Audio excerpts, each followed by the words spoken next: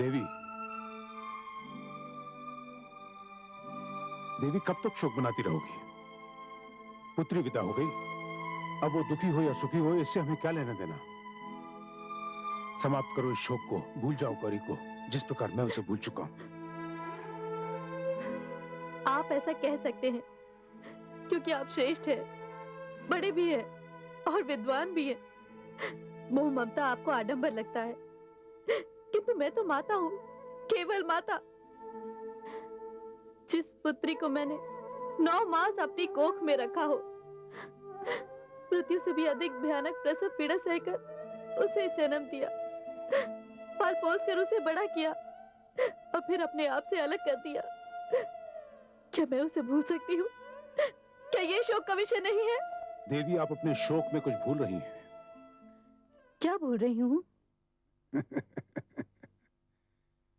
देवी, आप ये भूल रही हैं कि मैंने अपनी आयु की 60वीं सीढ़ी पर पग धर दी है और इस अवसर पर मेरी पुत्रियों ने, मेरे संबंधियों ने, मेरे शुभचिंतकों ने मुझे षष्ठी पूर्ति समारोह करने का सुझाव दिया है, जिसे मैंने स्वीकार कर लिया है। अब मैं एक ऐसा समारोह करना चाहता हूं जो मुझे दक्ष प्रजापति को गरिमा और गौरव के शिखर पर बिठा दे, और जो भी इस समारोह में सम्मिलित हो वो उसे कभी नहीं भुला पाए। ये तो बहुत अच्छी बात है। उत्सव तो एक साधन होता है जिसमें शुभ चिंतक और सगे संबंधी एकत्र होते हैं। आपने तो ऐसा समाचार सुनाया कि मेरा शोक ही दूर हो गया। यदि इस अवसर पर पुत्री गौरी भी आएगी तो? नहीं देवी, इस अवसर पर श्रेष्ठ लोग आएंगे, केवल श्रेष्ठ लोग। जो दक्ष प्रजापति की मान्यता के मापदंड पर खरे उतरेंगे वही श्रेष्ठ लोग। अब यदि आप शोक के सागर में डूब जाना चाहती हैं तो डूब जाइए। अपनी षष्ठी पूर्ति समारोह में मैं शिव को कदापि आमंत्रित नहीं करूंगा।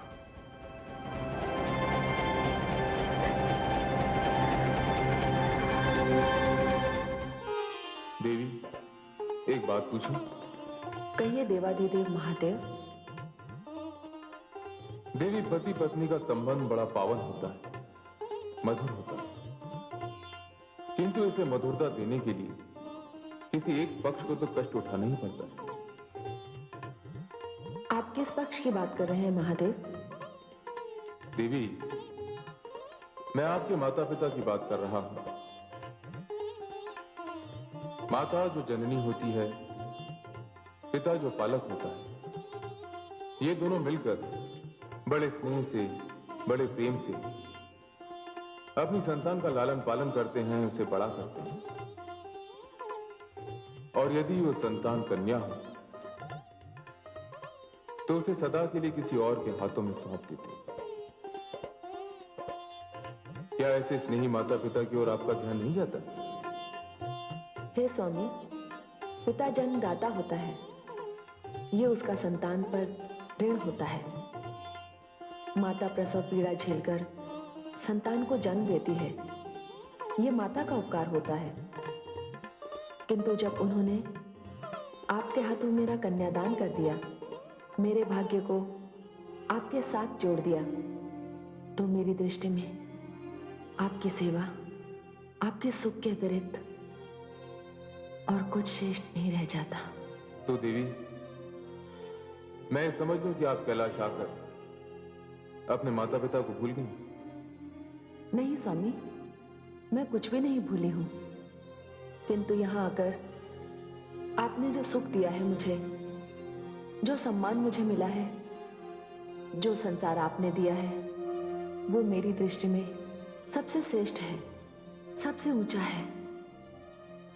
आप सर्वश्रेष्ठ हैं, आप मेरे सर्वस्व हैं, मेरे ध्यान का केंद्र हैं।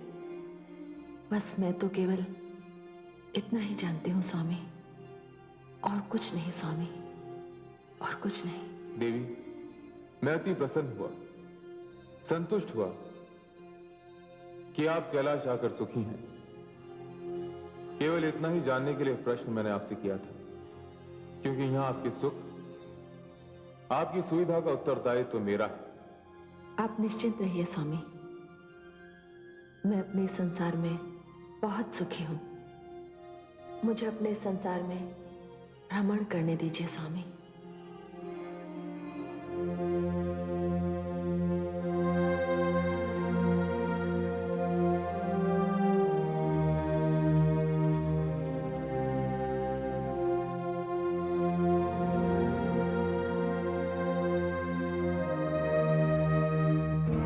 नारायण नारायण। अरे आप? हाँ भ्राताश्री, मैं। किंतु आप यहाँ कैसे? भ्राताश्री, कदाचित आप भूल रहे हैं कि आपने मेरे यहाँ ना आने का आदेश लौटा लिया है। वो तो उस समय मेरी विवशता थी। विवशता? हाँ, विवशता। तो आपने हृदय से नहीं बल्कि विवश होकर मुझे अपने भवन में बुलवाया था। ये उचित नहीं है भ्राताश्री। क्यों उचित नहीं है? यही तो नीति है। कभी कभी समस्या खड़ी होने पर अपने से बहुत छोटों को भी मुंह लगाना पड़ता है। फिर तो भ्राता दक्ष, आप अपनी नीति का पालन करते रहिए। क्या पता आपको मुझे फिर मुंह लगाना पड़े। कदाचित आपने सत्य कहा, किंतु एक बात है, इस बार मेरे समक्ष कोई ऐसा कारण नहीं है कि मुझे शिव के पास जाना पड़े या आपको शिव के पास भेजना पड़े। कारण तो है भ्राताश्री। सुना है आप अपना षष्ठी पूर्ति समारोह बड़ी धूमधाम से मना रहे हैं। हाँ, किंतु शिव को बुलाकर मैं इस धूमधाम पर कालिख नहीं लगाना चाहता। सत्य ही कहा है भ्राताश्री, विनाश काले विपरीत बुद्धि। नारायण नारायण।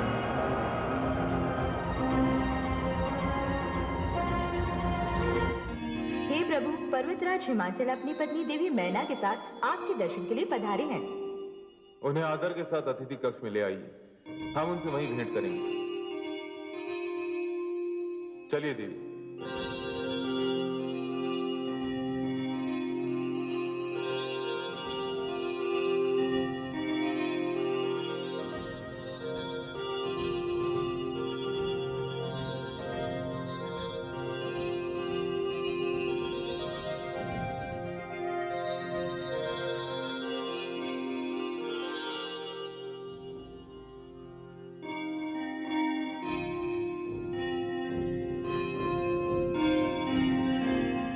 देवाधिदेव महादेव तथा मां शक्ति को हम दोनों का प्रणाम।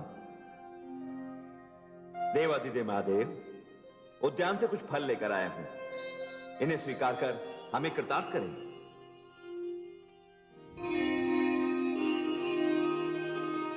आप कृपया स्थान ग्रहण कीजिए।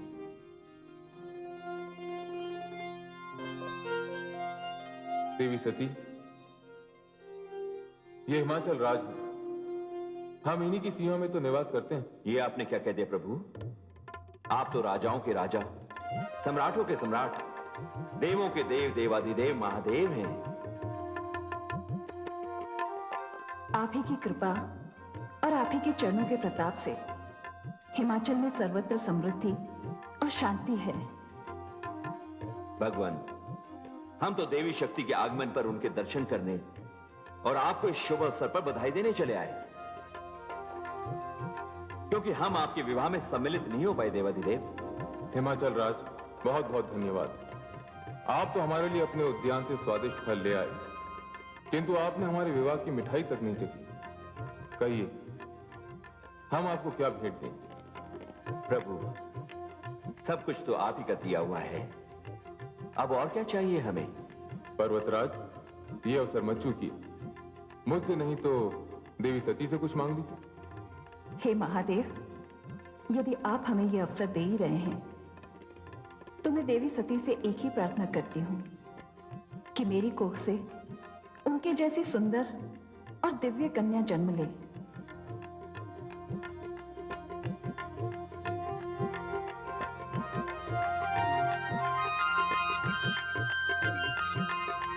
देवी, मैं आपकी ओर से इन्हें तथास्तु कह देता हूं।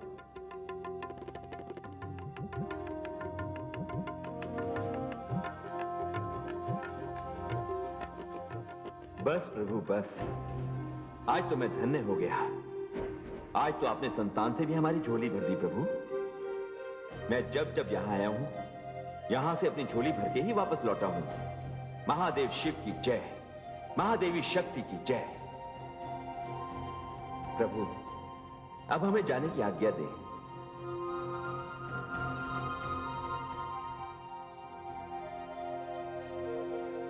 चलिए महारानी।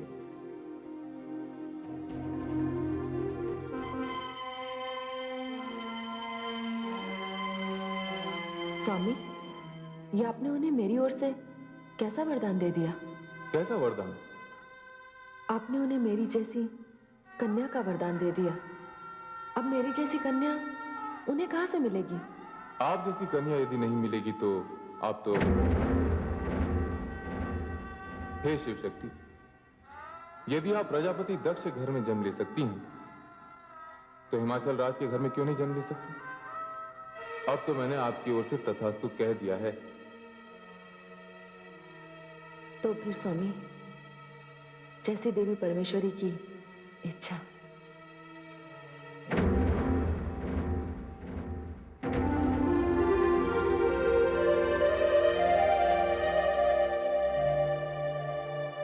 निमंत्रण भेजने का कार्य सुचारू रूप से चल रहा है ना? जी प्रजापति, आपकी षष्ठी पूर्ति के अवसर पर ये निमंत्रण पत्र भेजे जा रहे हैं। ध्यान रहे, सृष्टि का कोई भी विशेष व्यक्ति, चाहे वो देवता हो या गंधर्व, ऋषि हो या मानव, निमंत्रण से वंचित न रह जाए। जैसा आपका आदेश प्रजापति। किंतु एक बात का विशेष ध्यान रहे, षष्ठी पूर्ति का ये निमंत्रण भूल से भी कैलाश नहीं भेजा जाएगा। क्या? हाँ, यही निर्णय किया है मैंने, और मेरा ये अंतिम निर्णय है। आप अपना निर्णय बदल दीजिए स्वामी। बेटी आप? हाँ स्वामी, गौरी आपकी सबसे प्रिय और लाडली पुत्री है। यदि आपने इस समारोह में भगवान शिव को नहीं बुलाया तो गौरी भी नहीं आएगी। मैं भी यही चाहता हूँ स्वामी। हाँ देवी, मेरे जीवन भर के स्नेह, प्रेम और लाड प्यार का क्या मूल्य चुकाया उसने? मेरी सारी आकांक्षाओं के विपरीत मेरे सम्मान और स्वाभिमान को अपने पैरों तले कुचलकर वो उस कपटी कंगाल शिव का हाथ पकड़कर चली गई। अरे विदाई के समय मैंने उसका मुख तक नहीं देखा। सारी मोहमाया को विष का घूंट समझकर मैं पी गया, अपने हृदय पर पाषाण रख लिया, अपने स्नेह और प्रेम की स्वयं मैंने हत्या कर दी। मैं ये भी भूल गया कि गौरी नाम की मेरी कोई पुत्री भी थी। आप उसे भूल तो सकते हैं, किंतु इस सत्य को नहीं झुठला सकते कि गौरी आपकी पुत्री है। देवी, सत्य चाहे कुछ भी हो, मैं उसे भुला चुका हूं। और देवी, ये बात ध्यान से सुन लीजिए, आज के पश्चात इस विषय पर कोई भी चर्चा नहीं होगी। ये सत्य है कि गौरी मेरी सबसे प्रिय दुलारी पुत्री थी। ये तब तक था जब तक वो मेरी पुत्री थी। जिस दिन वो शिव की पत्नी बन गई, वो मेरे लिए अपरिचिता हो गई। समझ गई देवी? सबको निमंत्रण पत्र समय पर मिल जाने चाहिए। जी प्रजापति।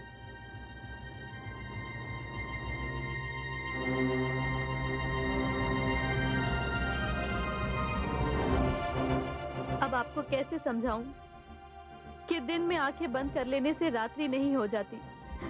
आप माने या ना माने, पुत्री तो पुत्री ही रहेगी।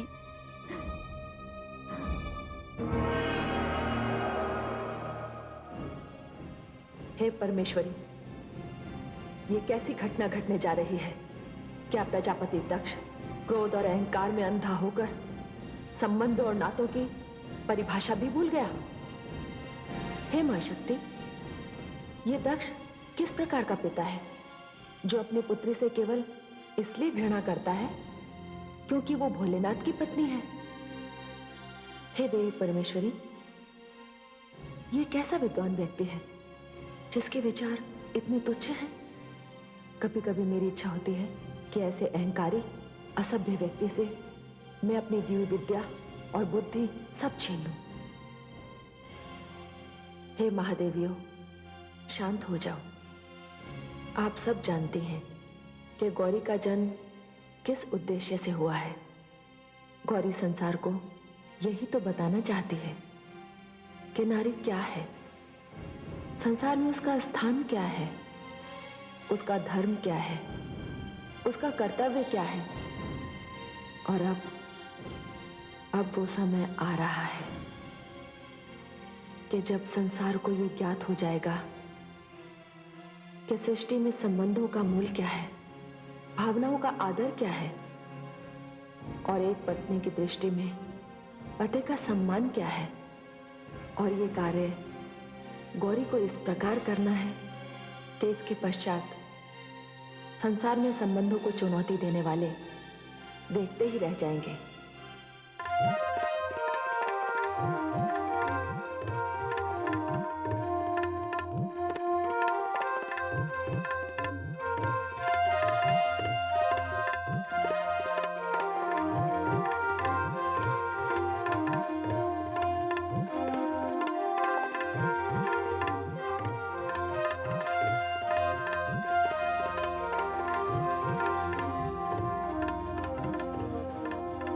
प्रणाम माते।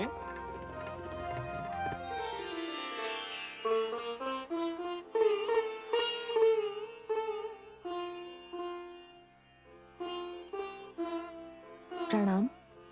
मैं दधीच हूँ माते। बहुत दिनों के पश्चात मेरा कैलाश आना हुआ। देवादिदेव महादेव तो समाधि में लीन हैं, किंतु मेरी इच्छा तो आपके चरण स्पर्श करने की थी, जो आज पूर्ण हो गई। अरे अरे, ये आप क्या कर रहे हैं? आप मेरे चरण स्पर्श कर रहे हैं? आयु में, योग्यता में आप मुझसे श्रेष्ठ हैं। तो क्या हुआ माते, आप मेरे आराध्य देव शिव की शक्ति हैं। आप नारी हैं, नारी मात्र स्वरूपा होती है और सृष्टि को मुझ जैसे अनेकों पुत्र प्रदान करती है। इसीलिए वो सबसे श्रेष्ठ है, आदरणीय है, पूजनीय है, महान है। माते, मेरा प्रणाम स्वीकार करें। हे मुनिवर, जिस नाते से आपने मुझे प्रणाम किया है, उस नाते से मैं भी आपको हृदय से आशीष देती हूँ।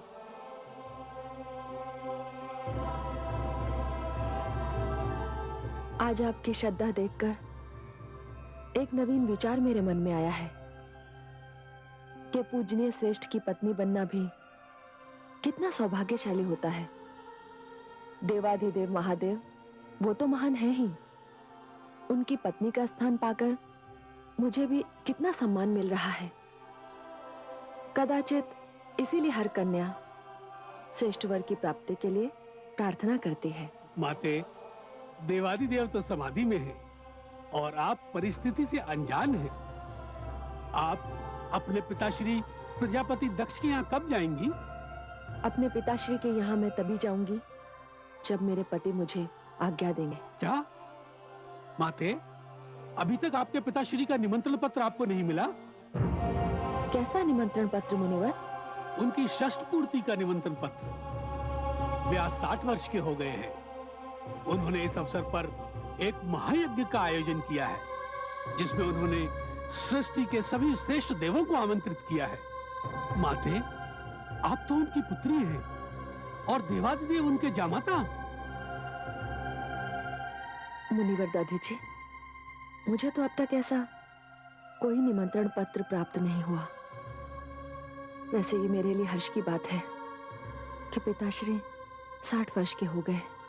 वे स्वस्थ हैं, सकुशल हैं और इस अवसर पर एक महायज्ञ का आयोजन कर रहे हैं। कदाचित उनका निमंत्रण पत्र आता ही होगा। वैसे कैलाश तक किसी का पहुंचना कोई सरल कार्य तो है नहीं। मैं वहीं जा रहा हूं माते, मुझे आज्ञा दीजिए। मैं देवादिदेव महादेव की समाधि तो भंग नहीं कर सकता, किंतु जब वो समाधि से बाहर आए तो मेरा सादा चरण स्पर्श उनसे अवश्य कहिएगा। मैं चलता हूं माते।